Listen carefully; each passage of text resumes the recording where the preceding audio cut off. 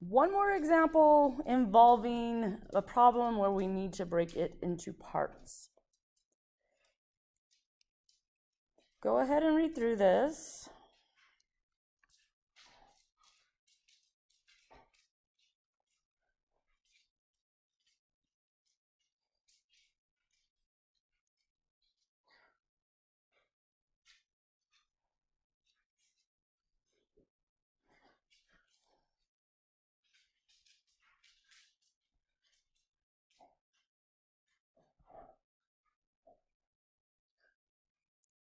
All right, so as usual, I'm drawing a rough sketch. We have a ball that's being dropped from a lake. So that implies we're just letting go. So we can go ahead and assume and deduce, would be a better word, that this ball is released from rest. Meaning it has an initial velocity of 0. The ball will start to fall, heading towards the water. It tells us that after entering the water, it sinks to the bottom with a constant velocity. That means as it continues sinking down, that velocity is the same until it hits the bottom of the lake. We are told that it takes 3 seconds from when it's released to reaching the bottom of the lake.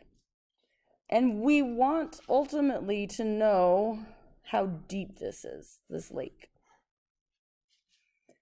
So again, the kinematic equations, or the big three, you have them on your test notes. I write it as t instead of delta t. I assume that initial time is always time equals 0. So I don't typically write these out every time I solve a problem, but I am doing so now just to talk about them. I'll go ahead and write this one as S final minus S initial to begin with. Now, as a reminder, we have to have constant acceleration in order to use these equations. We know that the acceleration is not constant from when the ball is released all the way to the bottom of the lake. We know while the ball is in the air, the ball is acted on by gravity, so it will have an acceleration downwards of 9.8 meters per second squared. So I'm using a traditional Cartesian coordinate system where up is positive, down is negative. So gravity's pulling downwards, so the acceleration due to gravity will be negative, meaning downwards at 9.8. When it's in the water, though, the acceleration is 0 because the problem stated that the ball is going to continue moving downwards at a constant velocity. So if the velocity is not changing, then there is no acceleration. So this is an example, again, where we can break the problem into parts. We can look at the part where the ball is in the air, and then we can look at the part where the ball is in the water. Okay, let's go ahead and put an origin somewhere, because we always have to define some sort of origin in order to talk about position. It does not ultimately matter where we put the origin. We have to be consistent and careful with our signs, though, when it comes to setting up our constants. So I'm going to go ahead and write down these variables that show up in the kinematic equations. We know while the ball is in the air, the acceleration is downwards at 9.8 meters per second squared. We know the ball's just dropped, so it's released from rest, so V initial is 0. Let's go ahead and just put our origin up at the top. That would make S initial 0 as well. Now, what do we need to know?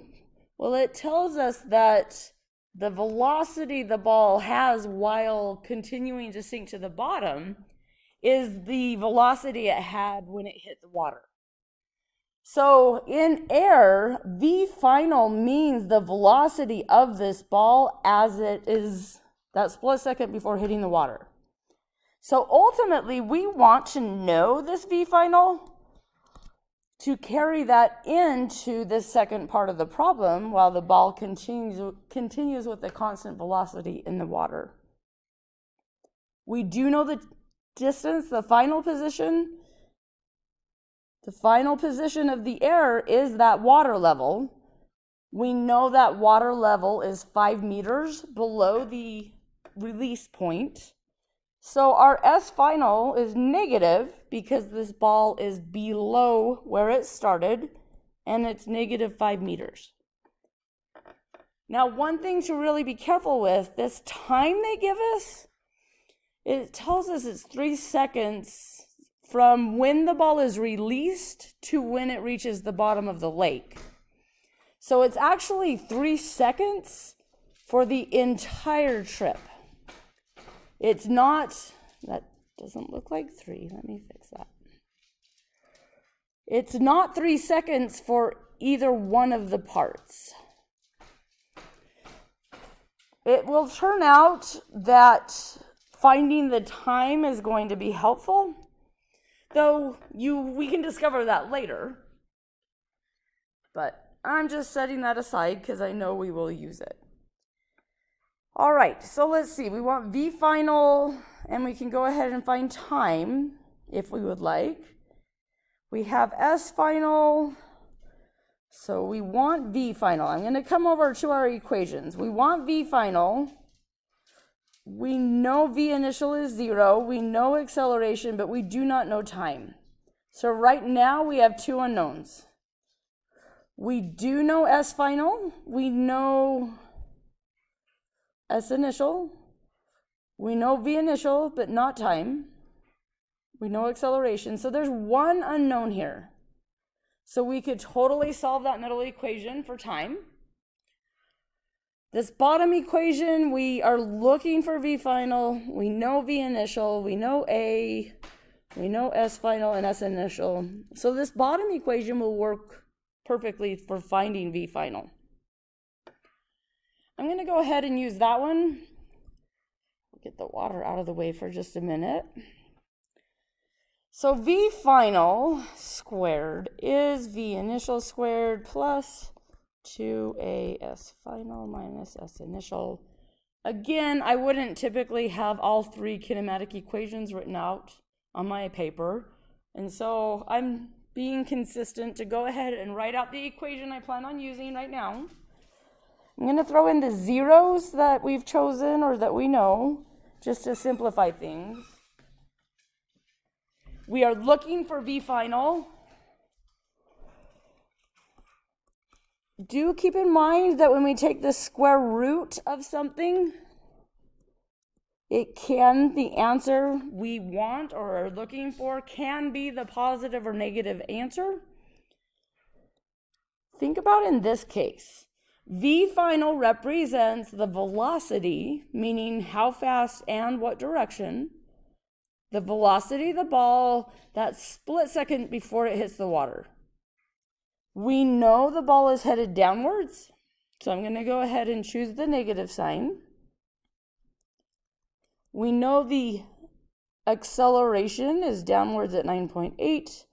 We know S final is below, so -5. So plugging these numbers in, we get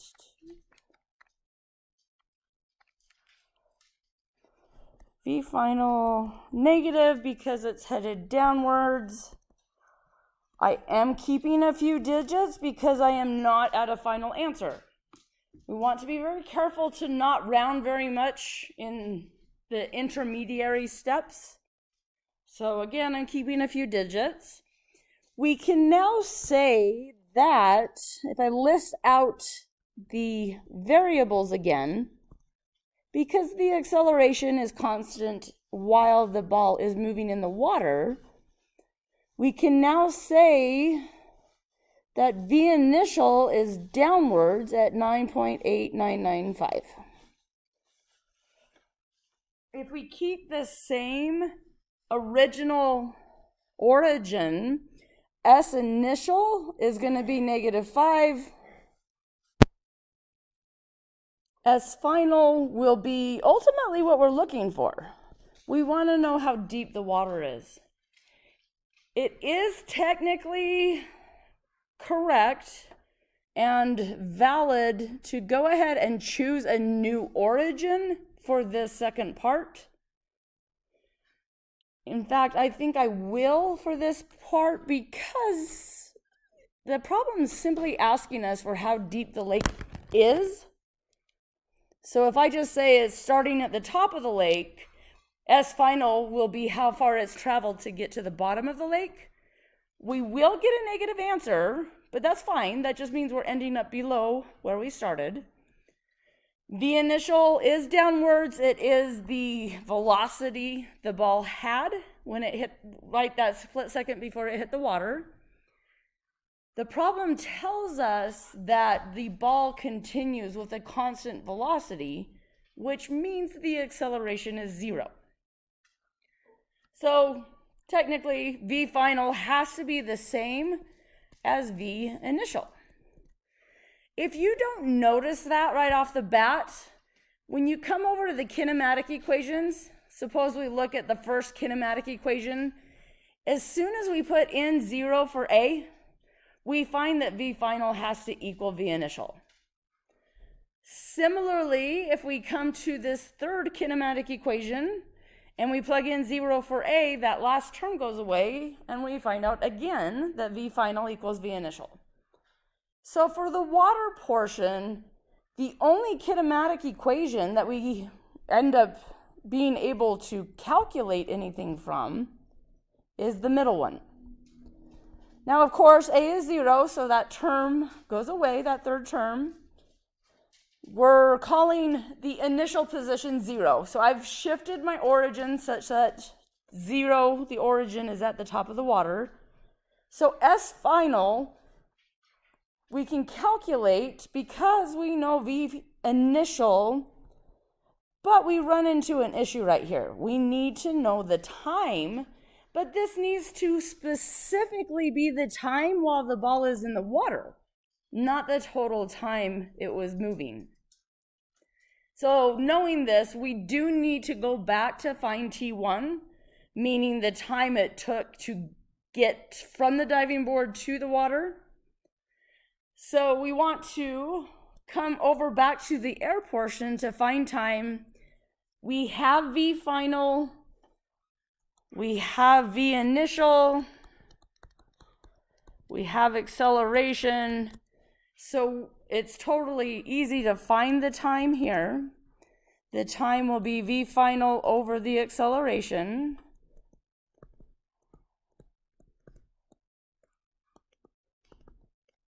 So the time it takes just to get to the water, well, it's going to be, well, just barely over 1.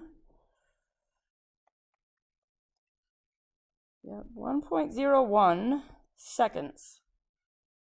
And again, keep a few decimal places. You don't want to round this to exactly 1, because now that would mean you have even less significant figures than you really do. And your answer can never have more significant figures than any intermediary step. All right, if this ball was essentially in the air just over 1 second, and we're told that it's the whole trip, the whole time it's moving is 3 seconds, then we can totally say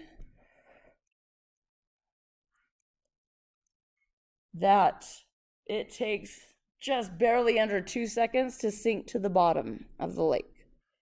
This is the time we can put in here for the position, that depth, the final position after sinking to the bottom of the lake.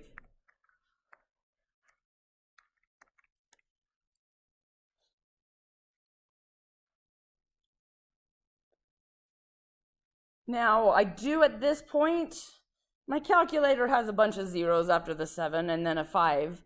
I'm writing it just as 19.7 to go revisit the problem and see how many sig figs I want my answer to be in.